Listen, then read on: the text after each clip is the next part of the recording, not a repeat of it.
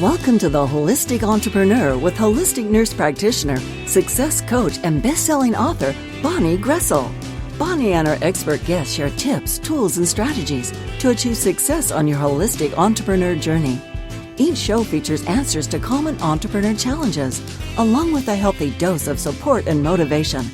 Now, please welcome the host of The Holistic Entrepreneur, Bonnie Groessl. Welcome, everyone. This is Bonnie Groessl, your host here at The Holistic Entrepreneur.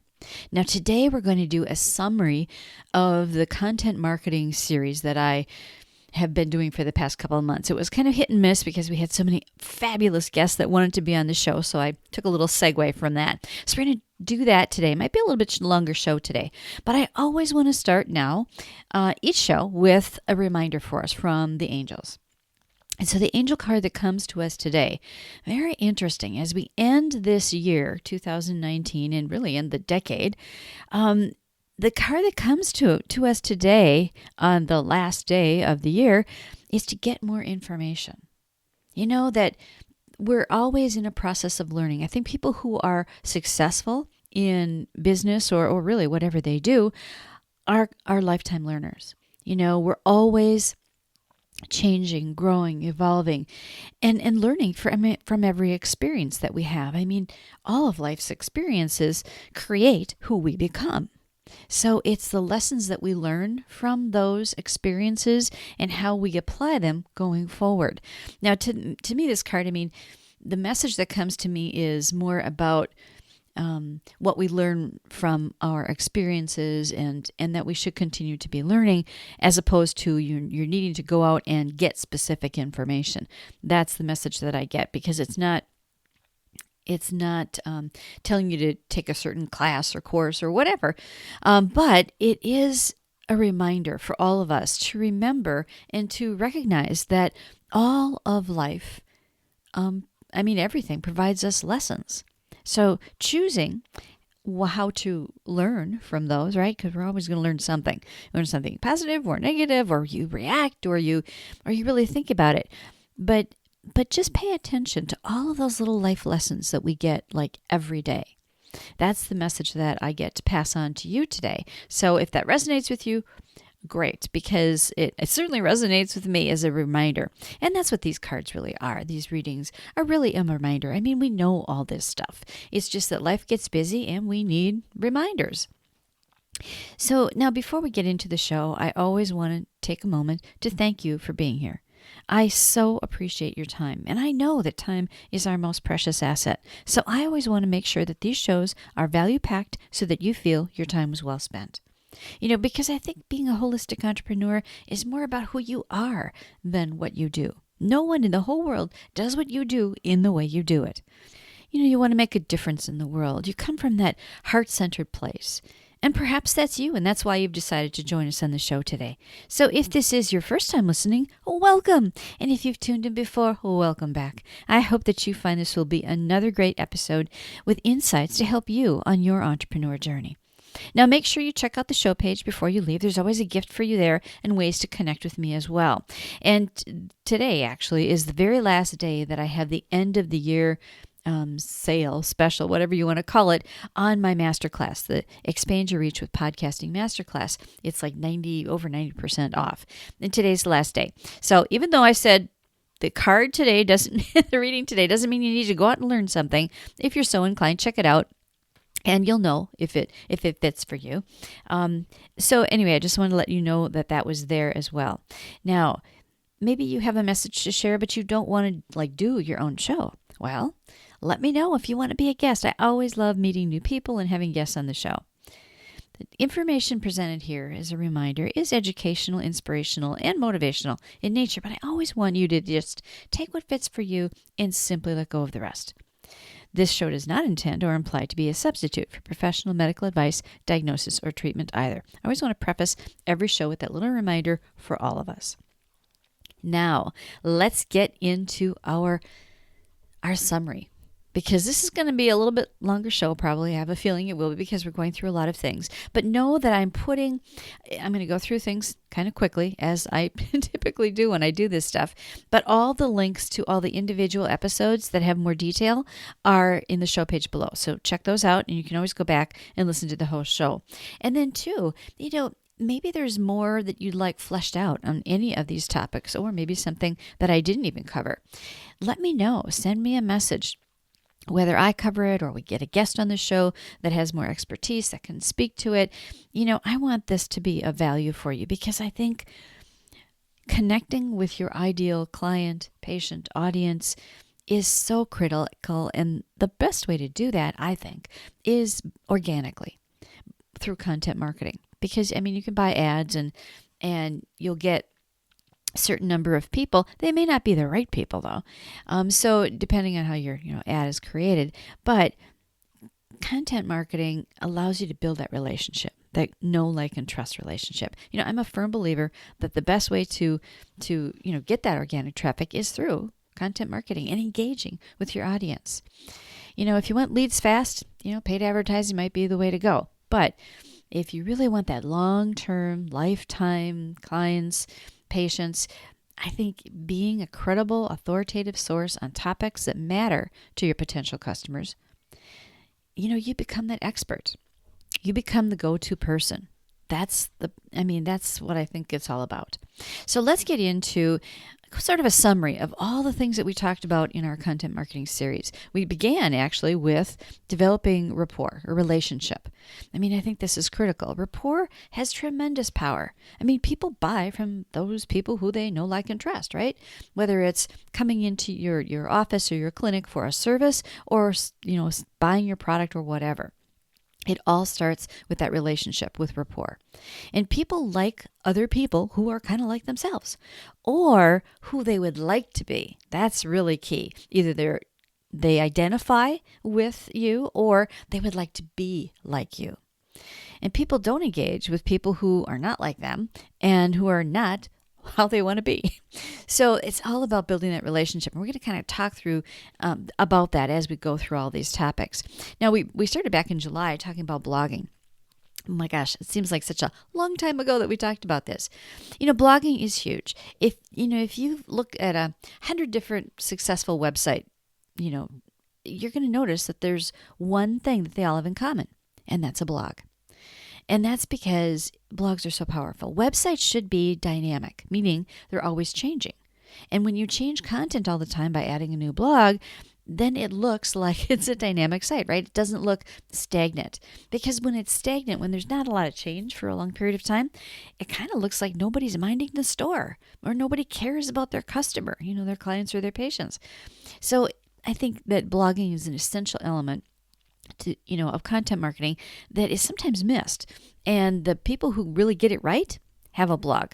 Now I have a podcast on my site as my regular recurring content, because I would rather talk than write. So I don't do a written blog anymore. I used to, but now I do a podcast. So whether you do video, podcasting, audio, or a written blog, doesn't matter. Something that's consistent. Really, those are all forms of blogging, if you look at it that way. And so through valuable content, then you can demonstrate your experience, your expertise, and it also helps you rank higher in search engines, because you can use keywords and things so that you get picked up. It's a part of a search engine optimization strategy, or an SEO strategy. And you become known as the expert, the go-to person for your business, the service that you provide.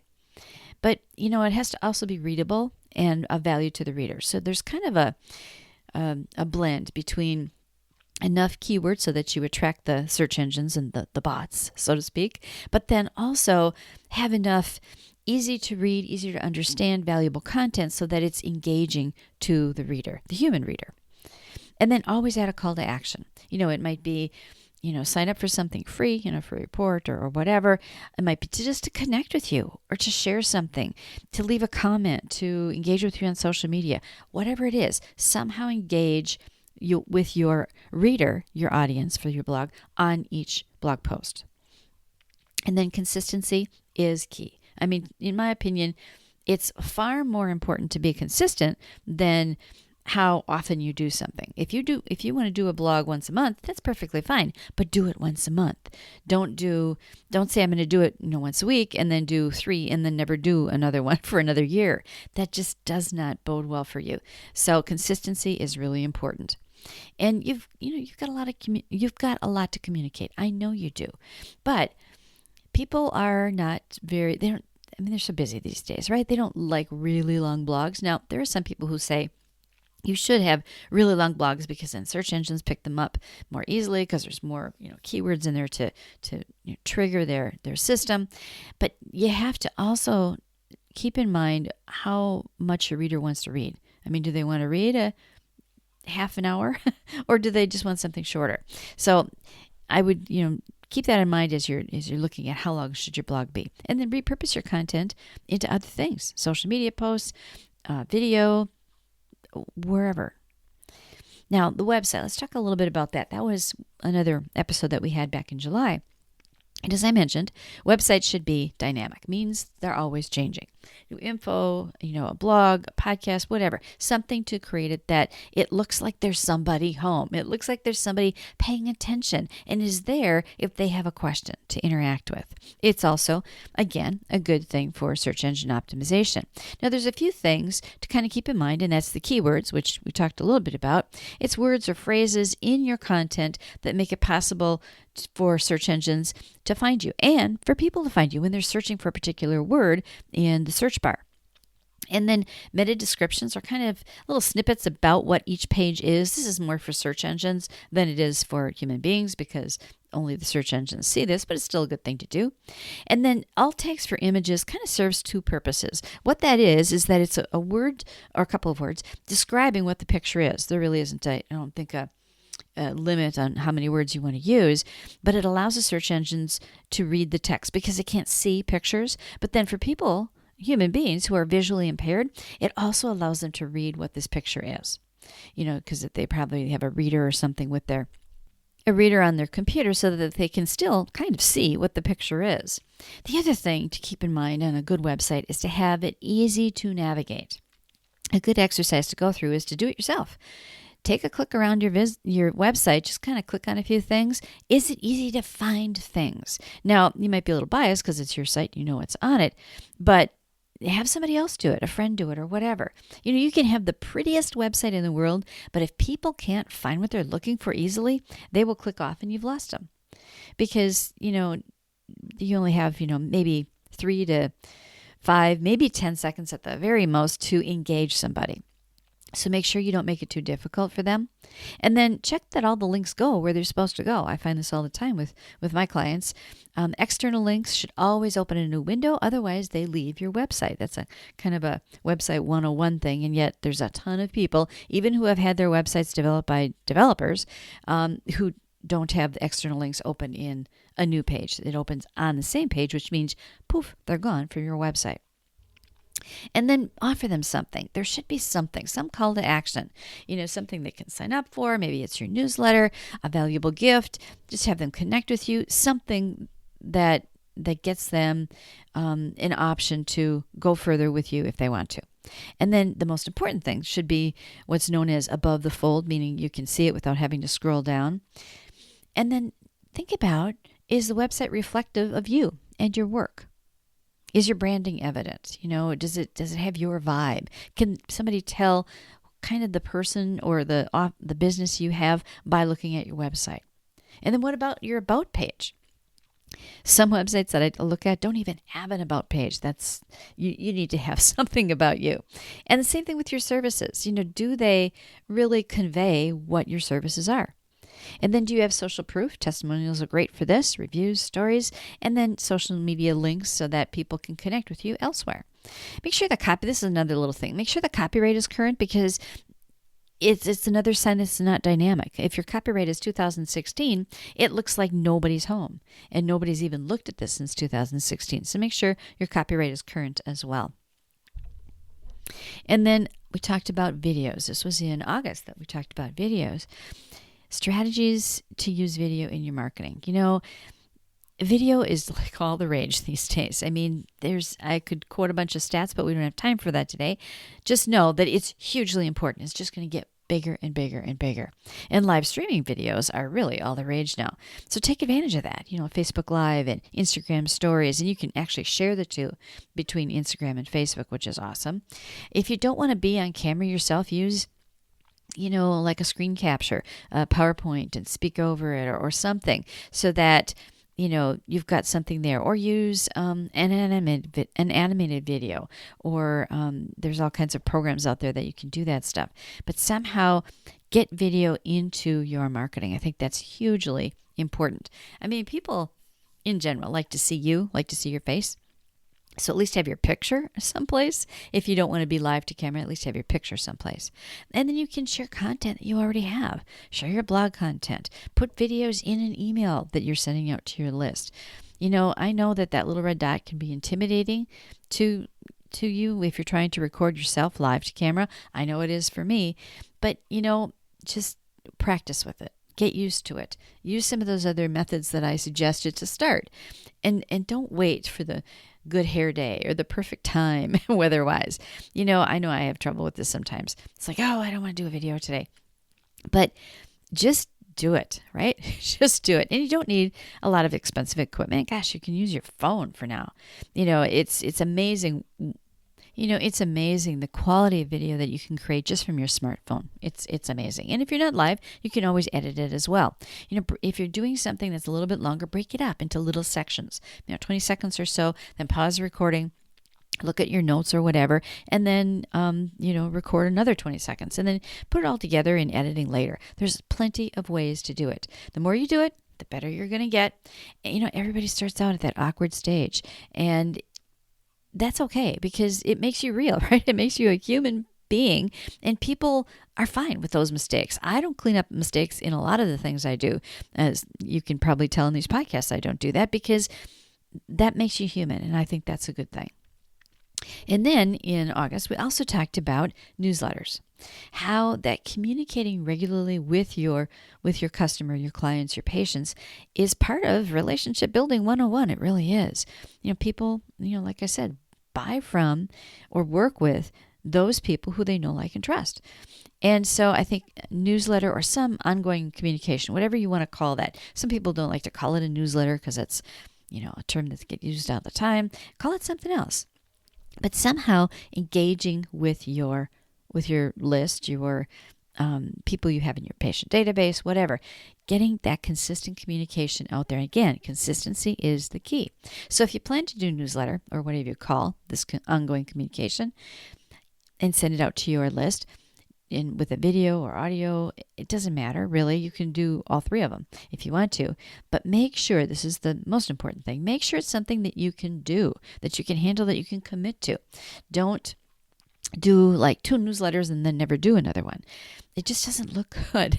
You have to be consistent. So make sure that the newsletter is easy to fit into your schedule and work life as well. It's supposed to be a fun thing, not something you dread.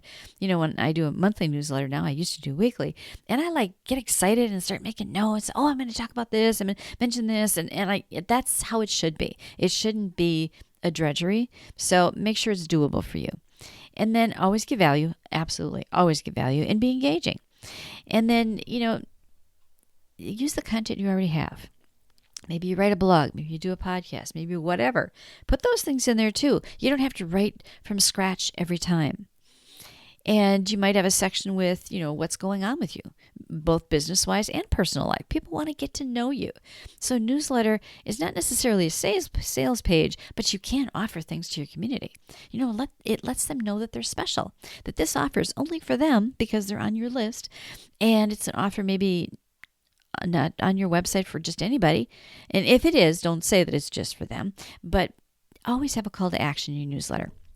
Whether it's to connect for a chat, a call, if they've got a question, check out your blog, go to your social media stuff, whatever. Have some sort of call to action always, always, always, pretty much on everything you do, because you want to remind people. It's about those reminders, because they might mean to, but they just don't think of it. So remind them.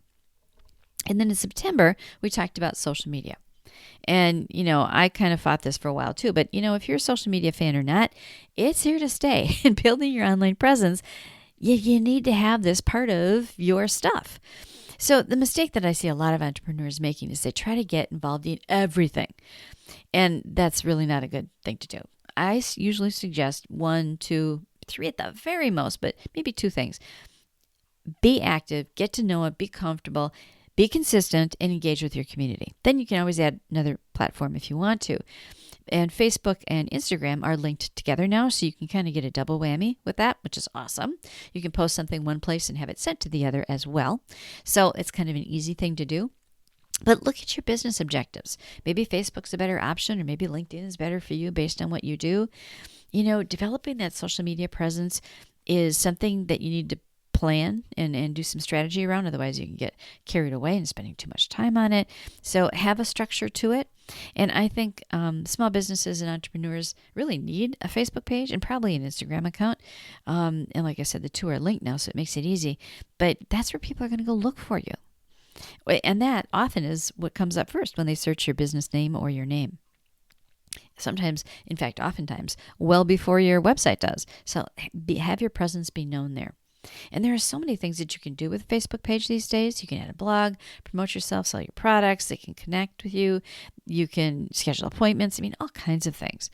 So it's a good strategy to use, but make sure that you have a strategy and a plan to do it. And now Facebook changes their algorithm all the time. But currently, at the time of this recording, only about maybe 1 to 2, 3% at the very most, people see your post on your page. Unless they really engage with everything that you post. And then they might see a little bit more. So here's a little secret. When you change the cover photo on your cover photo on your Facebook page, everybody you are connected to, everybody, your friends on your pages, your groups, everybody you're connected to will see that in their newsfeed. So it's a way to sort of re-engage with more people. And then always have that call to action. On the Facebook cover photo, great place to have your call to action. Have your phone number so that, it's easy for people to connect with you. And then we took a little bit of a break because I had tons of awesome guests that I wanted to share with you. But then in December, we started back into our content marketing series. So we missed a little bit of time there. And we talked about podcasting. And this is one of my favorite tools to use, obviously, because I love it. I've been doing this for almost a decade now. When I think about that, I think, oh my gosh, that's a really long time. But podcasting is a great way to expand your reach, connect with more people, build your online presence. It's amazing. But, you have to plan to do that, just like anything. So have some goals. Identify who your ideal audience is and the message you want to share. And then do some research. Learn from people who are already out there, like on iTunes or wherever, which is now called Apple Podcasts. Learn to do and what not to do from those who have gone before you. Take a look at covers and titles and read some reviews. That's a great way to learn those things. And then identify your ideal audience. First, before, think about why you do what you do. Because that's part of this. And then identify your niche and what the problem is and how you solve it and all that sort of thing. And then who do you want to reach with your message? Maybe you just have a message that needs to be shared, but it's not necessarily to build your business or anything like that. But you want to share this content. So identify what your core message is. And then you craft it, crafting your message. How does your story or your message relate to the audience? How can you change or impact someone's life? What do you want them to be able to say, do, think, or feel after listening to your show? Just like writing a book or anything, really, any piece of content. And then always have that call to action.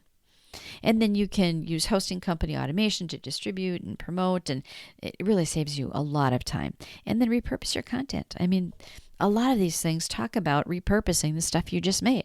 So repurpose that content into something else, which leads us into the episode I did last week on webinars and ebooks, because it's a great segue into that.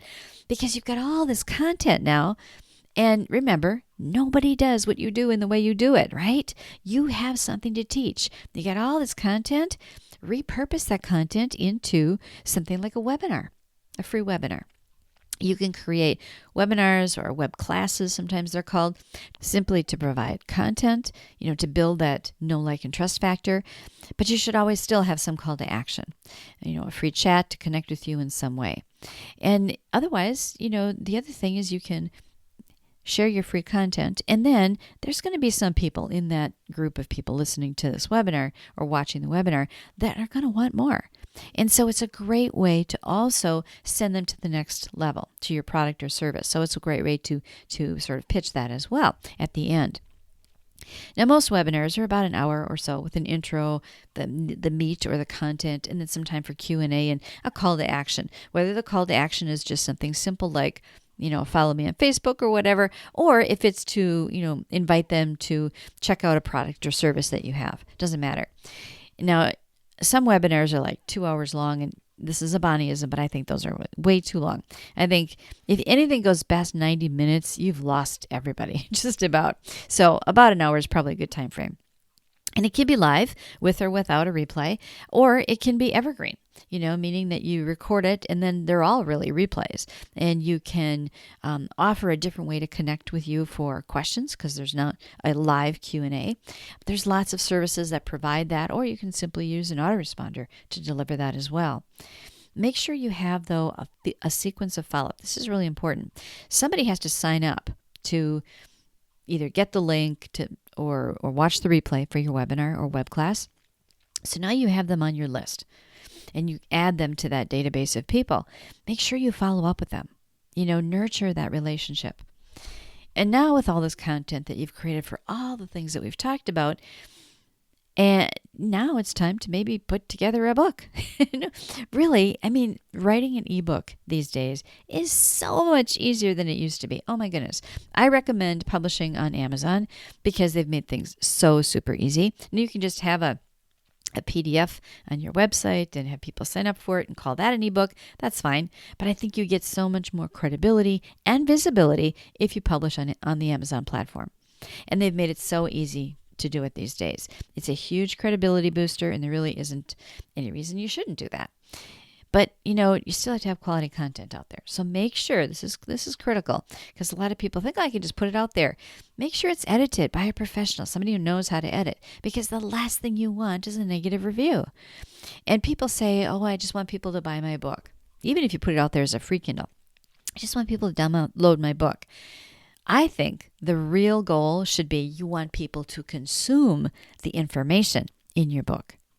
So make sure that it's engaging, that it's written well and all of that, and it's valuable content so that they will read your whole thing. And, your ideal reader is very often the same person as your ideal client is. So you can start with thinking in your mind, who is this person? Create a little avatar for them. What's their problem or challenge, and how will reading your book help them to solve it or get to the next step or feel better or whatever? The goal is to have people consume the whole thing. And in your ebook, you have so much latitude. That's why I love the digital process. You can add as many color images as you want, where in print books, it's an issue because there's an added cost for that. You can hyperlink anything. Hyperlink to your website, add audios, video links, really anything. That just makes this a whole nother marketing level. And once you publish on the Amazon platform, you have to be published first, you will be able to create what's called an author central page, which it amazes me that I still find people who don't have this, and even if they've been published by a publisher, they still don't have it. But it's like a free one-page website on the Amazon platform. It's amazing. You can claim your book, add your bio, images, videos, link to your blog, post events, and it's there for you to use for free. I just have so many awesome things to say about that. And there are some additional programs that you can do through the KDP platform. One of the things I did was gave my book away for, I think you can do it 5 days every 90-day period. So I gave my book away for maybe 3 days or something. I had so many downloads of my digital book, Claim Your Joy, that I was number one in 2 separate categories. And it's really kind of nice to be able to say you're a number 1 Amazon bestseller, right? So it's so much easier to do it now than it was even 5-10 years ago. So publishing is not that big of a reach. And there are no page numbers to Kindle books, so it doesn't have to be tremendously long, right? You just want to share that content. So I hope that you've enjoyed this summary of the content marketing series. And again, all the dates of all the individual episodes will be in the show page below. And I know I talked really fast throughout this summary because there was so much to cram in here, and we're to a half an hour already. But I also wanted to let you know that if you've got things that you want to know more about, you want a deeper dive into something or something that we didn't even talk about, reach out to me. Let me know. And if I can address it, great. Maybe there's somebody else, a guest I can have on the show who would be better at that, which is awesome. I'm all for that. So just let me know. Feel free to reach out and ask for that. And I also want to remind you, if you're interested yourself in doing your own show, there's that 90%, it's like 91 or 2% off the Expand Your Reach with Podcasting Masterclass ends at the end of the day today. And as the year 2019 ends, as well as the decade, that's coming to an end as well. And it'll still be available. It just won't be for that price. So check out the show page. All the links to all of the individual episodes that we covered today are listed there for you so that you can just easily go back and find those episodes and then listen to a little bit longer version of each of the things that I talked about today. And again, we can always talk more about this in the coming year. Now, next week is next week is the first week of the month, which is the first week of 2020. Oh my goodness. And we will kick off the new year with our first mindset episode, which will always be the first week of each month, is really about mindset, because I think that's so important. And the angel readings that I've been doing, which I'll continue to do, really fit well into that, because it's not new stuff. It's not like, psychic readings or whatever. It's reminders of things we already know, which really fits in and dovetails with mindset so well. So I will continue to do that the first week of each month. I am so committed to providing great content to help you on your entrepreneur journey in the coming year. I think 2020 is going to be a fabulous year. So let me know if you've got suggestions of things that you'd like to hear about, because I'm always open to other suggestions, or if you want to be a guest as well. So until next time, I want you to believe that anything is possible as long as you believe in yourself. You've been listening to The Holistic Entrepreneur, hosted by Bonnie Groessl. The Holistic Entrepreneur has been brought to you by M&B Global Solutions, your source for individualized coaching for entrepreneurs and authors, along with book editing and publishing services. To learn more, go to M&B Global Solutions.com.